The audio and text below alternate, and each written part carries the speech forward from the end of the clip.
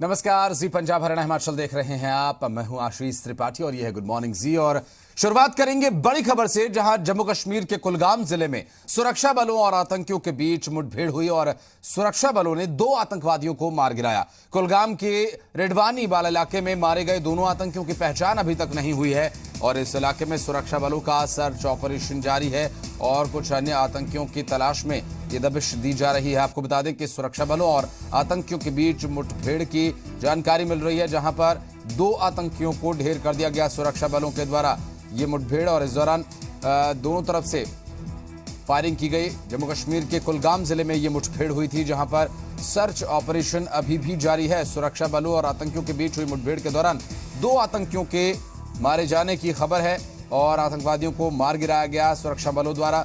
अन्य आतंकियों की तलाश की जा रही है और आपको बता दें कि लगातार सुरक्षा बल वहां दबिश दिए हुए हैं और संभावना है कि कुछ और आतंकी वहां पर हो सकते हैं। बहरहाल सर्च ऑपरेशन सुरक्षा बलों के द्वारा इस इलाके में अंजाम दिया जा रहा है।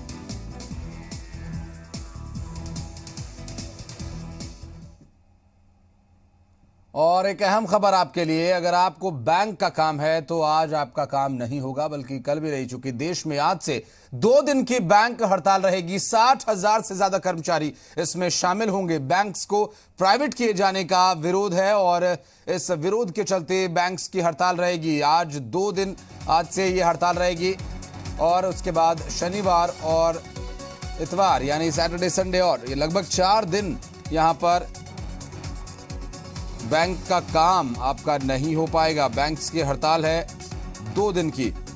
60,000 कर्मचारी हड़ताल पर रहेंगे प्राइवेटाइजेशन के विरोध में। चलिए बढ़ते हैं आगे, रुक करेंगे कुछ अन्य खबरों का। सोनीपत का कुंडली सिंघू बॉर्डर 1 साल बाद फिर से बहाल हो गया। सोनीपत के डीसी ने मौके पर पहुंचकर वाहन चालकों के लिए इस रास्ते को खोला। अभी 3 लाइनों को वाहन चालकों के लिए खोला गया है, जबकि भारी वाहनों को पहले ही की तरह दूसरे अन्य वैकल्पिक मार्गों से जाने की इजाजत है। 1 साल के बाद रास्ता बहाल होने से लोगों ने कुछ राहत की सांस ली है। अभी हम दिल्ली बॉर्डर पे खड़े हैं और आम पब्लिक से, जनता से, कम्यूटर से, डेली पैसेंजर से हम अपील करना चाहेंगे, अपने व्हीकल्स की स्पीड और पेस लो रखें, जिससे ट्रैफिक कोई प्रॉब्लम ना आए, कंजेशन ना हो, जिससे पुलिस एडमिनिस्ट्रेशन को, ट्रैफिक पुलिस को और दिक्कत आए और आम जनता को आगे सुविधा हो। और हरियाणा के मुख्यमंत्री मनोहर लाल ने हरियाणा शहरी विकास प्राधिकरण के सेक्टर्स में रहने वाले लोगों के लिए बड़ा ऐलान किया। सभी सेक्टर्स में नर्सिंग होम और क्लिनिक समेत कई सुविधाएं शुरू करने का ऐलान किया गया। मुख्यमंत्री मनोहर लाल ने ट्वीट करके लिखा कि हरियाणा सरकार ने आजादी के 75वें अमृत महोत्सव के अवसर पर हरियाणा शहरी विकास प्राधिकरण के सेक्टर्स में रहने वाले लोगों की सुविधा हेतु उनके सेक्टर्स में ही nursing home, clinic, dispensary, school व क्रेच खोलने का निर्णय लिया है।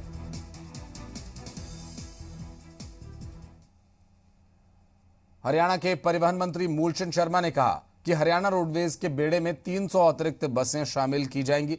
साथ ही बताया कि 20 वॉल्वो बसें भी लाने की योजना पर काम चल रहा है।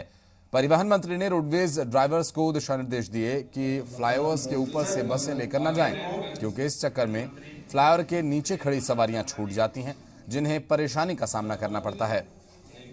मूलचंद शर्मा ने बताया कि हरियाणा सरकार प्रदेश के लोगों के स्वास्थ्य के प्रति गंभीर है, इसलिए और प्रदूषण की रोकथाम के लिए केंद्र की गाइडलाइंस का पालन किया जा रहा है।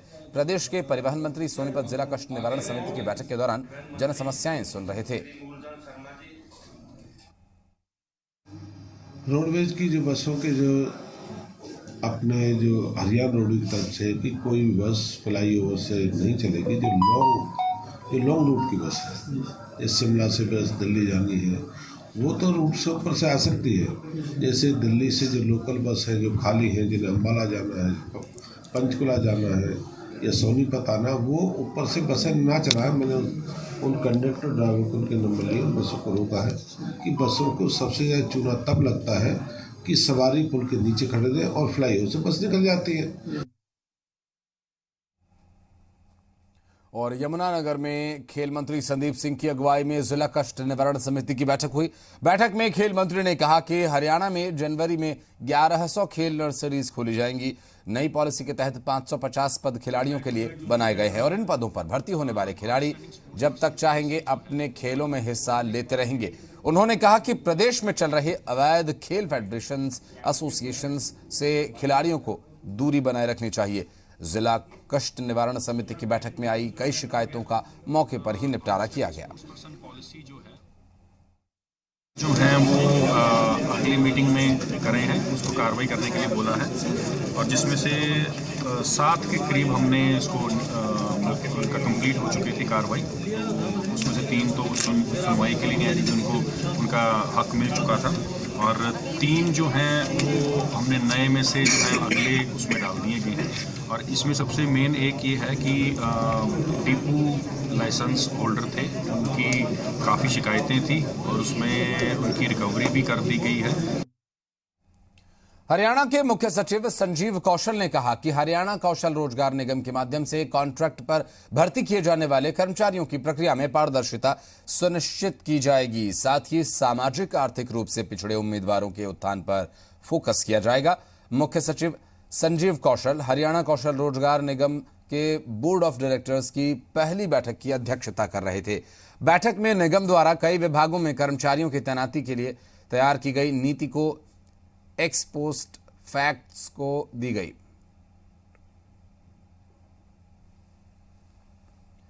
किसान आंदोलन खत्म होने के बाद हरियाणा में अब सभी टोल प्लाजा शुरू हो चुके हैं।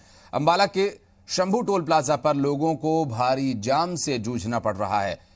टोल कटने का प्रोसेस धीमा होने के चलते गाड़ियों की लंबी कतार देखी जा रही है। लोगों का कहना है कि फास्टैग व्यवस्था का उन्हें कोई फायदा नजर नहीं आ रहा। वहीं बड़ी संख्या में लोग गाड़ियों पर नए फास्टैग्स लगवाते दिखाई दे रहे हैं। लोगों का यह कहना है कि टोल के बढ़े हुए दामों का सीधा असर उनके बजट पर पड़ेगा।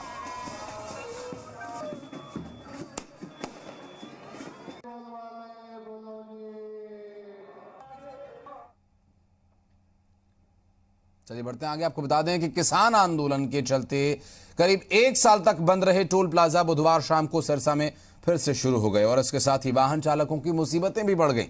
दरअसल कंप्यूटर नहीं चलने और बिना फास्टैग वालों से डबल वसूली के चलते जाम की स्थिति बनी रही। बिना फास्टैग वालों से डबल वसूली के चलते वाहन चालकों की टोल प्लाजा कर्मचारियों के साथ कई बार बहस होते देखी गई, जिसकी वजह से वाहनों की कतार लंबी होती गई और जाम लगता गया।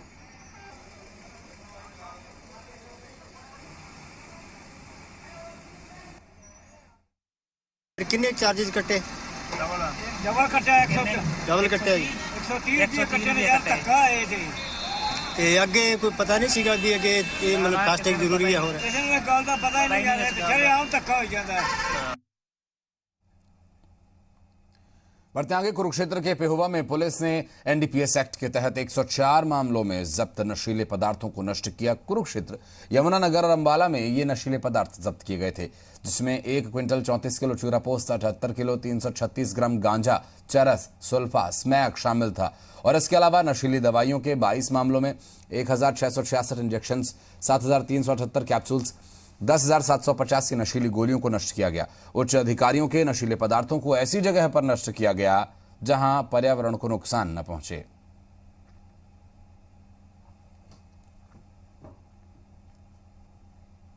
तीन जिलों के और जीआरपी के जो हमारे एनडीपीएस यानी नारकोटिक्स जो हमने सीज किए हुए थे, उनको विधि पूर्वक हमने आज डिस्ट्रॉय किया है।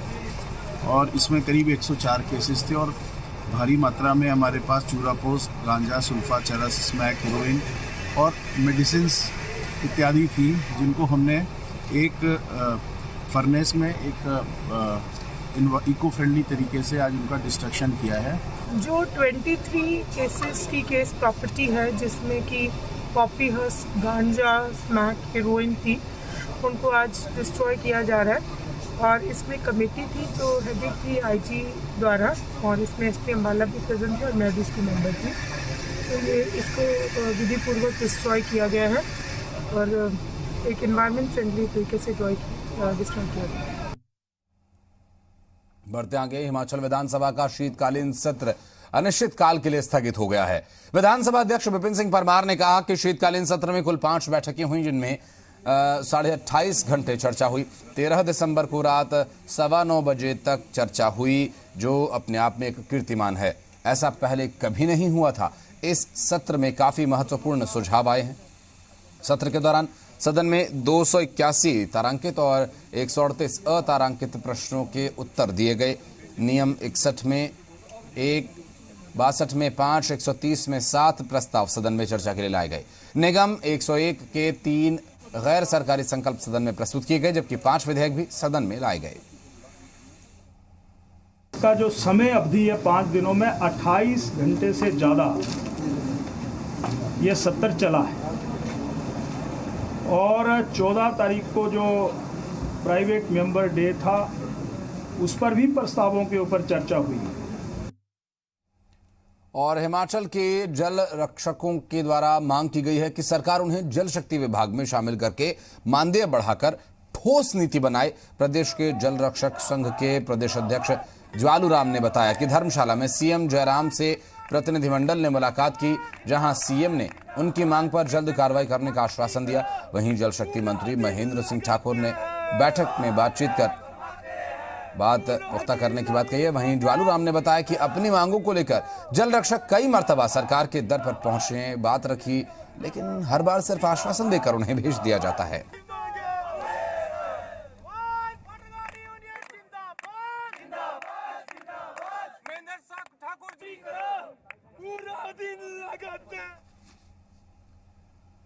शिमला के आइस रिंग में एक बार फिर रोमांच का खेल देखने को मिलने वाला है। आइस स्केटिंग के दीवानों को अपना करतब दिखाने का मौका मिलेगा, तो सैलानियों को बर्फ का खेल देखने का शानदार अवसर।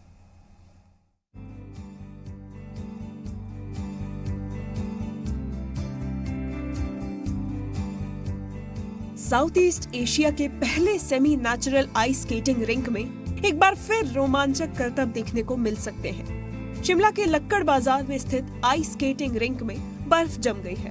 अगर मौसम ने साथ दिया और आसमान साफ रहा तो आइस स्केटिंग की बड़ी प्रतियोगिता और कार्निवल का आयोजन करने की योजना है। सर, प्रतियोगिता तो हम एडमिनिस्ट्रेशन की परमिशन के बाद ही कर पाएंगे। बाकी जो है हमारा मौसम के ऊपर ज़्यादा डिपेंडेंट है, तो अगर मौसम का हमारे को साथ मिला तो हम जरूर कर पाएंगे। 1920 में बने इस आइस स्केटिंग रिंक ने 100 साल पूरे कर लिए हैं। ब्रिटिश काल से अब तक इस रिंक में प्राकृतिक तरीके से ही बर्फ जमाई जाती है। आइस स्केटिंग के लिए बर्फ और मौसम का साफ रहना जरूरी होता है।